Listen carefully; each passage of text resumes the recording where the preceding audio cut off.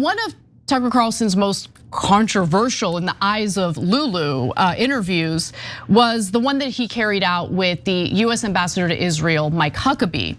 So in that interview, Huckabee, a fanatical Christian Zionist, said that it would be totally fine if Israel carried out the Greater Israel Project, which of course means that Israel would take all of Palestine, all of Lebanon, and parts of Jordan, Saudi Arabia, and Turkey. It's an expansionist policy that would require slaughter of innocent people, displacement of innocent people, and the theft of land that doesn't belong to Israel.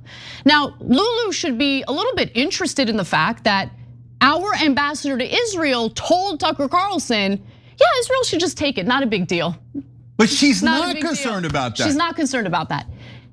Instead, she's concerned about why Tucker Carlson would even ask that question in the first place. Let's watch. I'm not going to let you off on this because you have said it 3 times that God gave this land to this people. And so it is entirely fair for me with respect to ask, what land are you talking about? Because I just read Genesis 15, as I have many times. And that land, I think it says, from the Nile to the Euphrates, which is, once again, basically the entire Middle East. So God gave that land to his people, the Jews, or he didn't. You're saying he did. What does that mean? Does Israel have the right to that land? Because you're appealing to Genesis. You're saying that's the original deed. It would be fine if they took it all. Disgusting. It'll be fine. It would be fine if they took it all. Okay, so I wanted to show you guys that so you remember just how abhorrent and disgusting Mike Huckabee is. But Lulu has no problem with him. Her problem is with Tucker, right? How dare you ask him questions? He's representing Israel. Beloved Israel, don't hurt their sensibilities. Okay, so let's go to that moment where she asks Tucker about this. Well, I mean, you did have exactly this contentious interview with Ambassador Huckabee. He's the ambassador to Israel, where you talked to him about Christian Zionism for quite some time. You were pressing him on if the modern state of Israel as a homeland for the Jewish people today has legal or biblical legitimacy. I was just wondering what you were trying to get at there. I was trying to get at an answer, which I couldn't get, and instead was accused of hate for trying to evoke an answer to a very simple question. And the question was, on what basis are you making this claim? People whose ancestors didn't live here now occupy the land.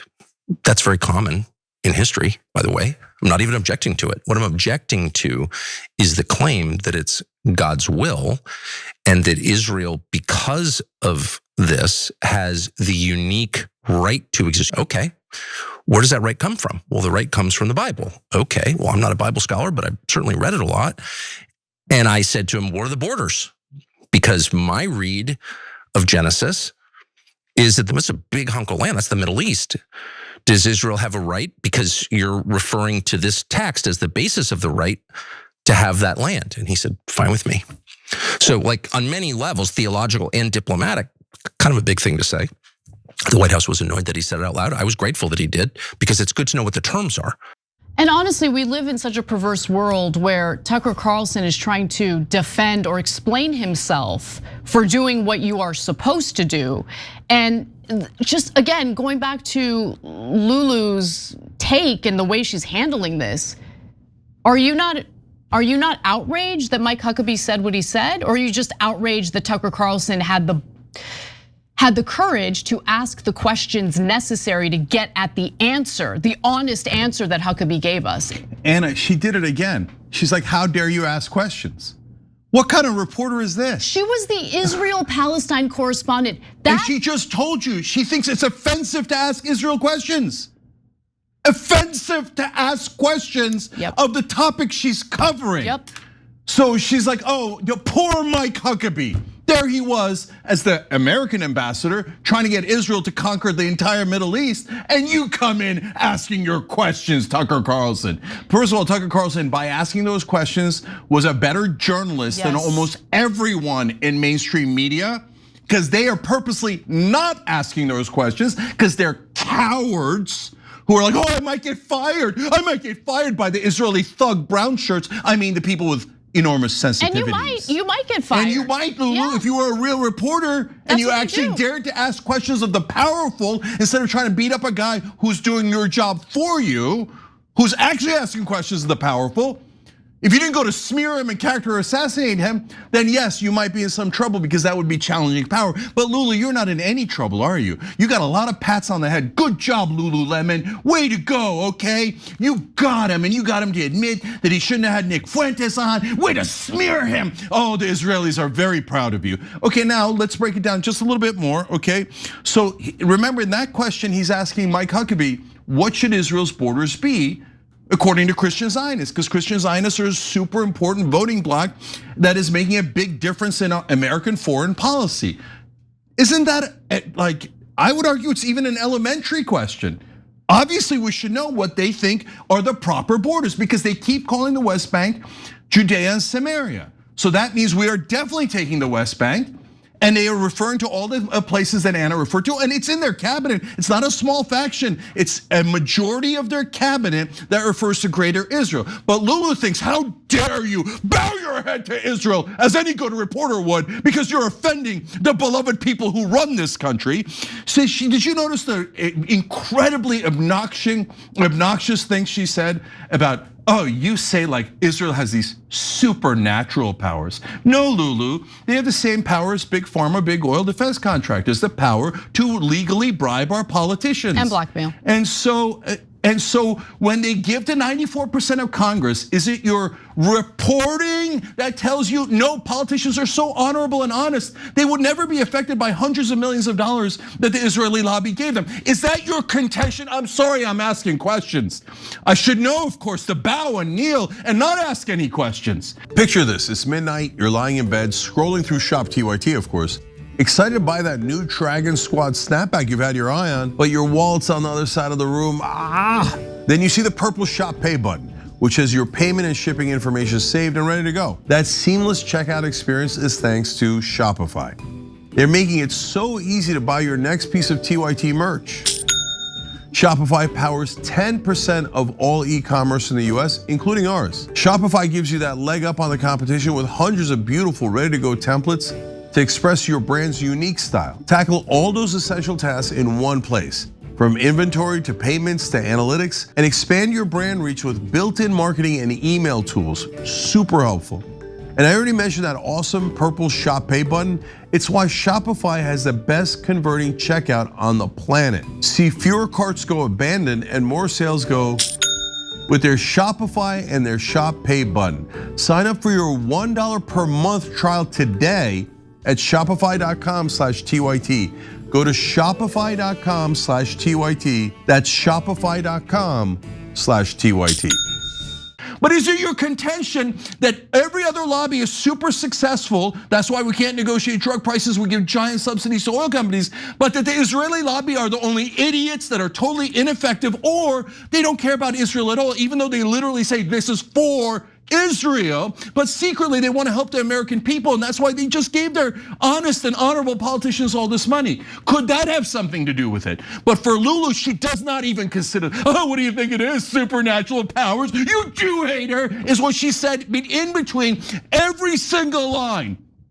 So no, she is not 1% a reporter. What she is a propagandist whose job is to enforce conventional wisdom and Israeli propaganda. And don't you dare question anyone, she says. You're pathetic, pathetic. And you know what she did at the end, Anna? The very last question was, I talked to a lot of your friends and allies on the left and right, and they all say that you are a very different person.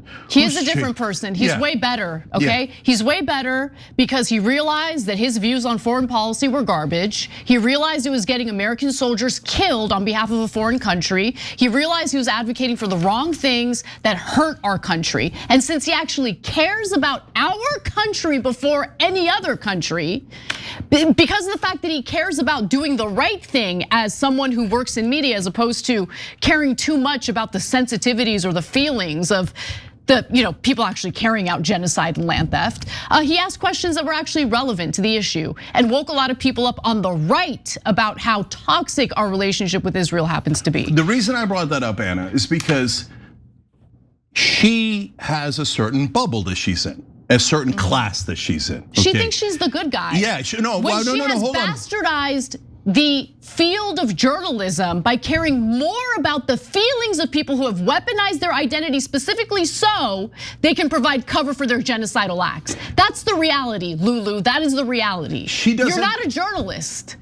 She doesn't know any of his allies that are on the left or the right who would actually dare to disagree with Israel. The only people she knows in her entire life all love Israel. So they all go to her and go, oh, I was on the left and I was an ally of Tucker. Really? Who are you? Okay. Name one, okay? And I hate what he's doing now. He's so immoral for offending Israel. And literally everyone she knows says that because she lives in a bubble that is totally in favor of genocide and the disgusting wars that Israel has done over and over. She's in a bubble that loves that they robbed us of $300 billion, drove us into 7 wars that cost us $8 trillion, but she never reports on any of that. Instead, she reports on how her great friends who all loved Tucker before when he was doing Israeli propaganda are now so upset with him now that he's no longer doing Israeli propaganda like Lulu Garcia and Navarro. And let me say one last thing, Lulu.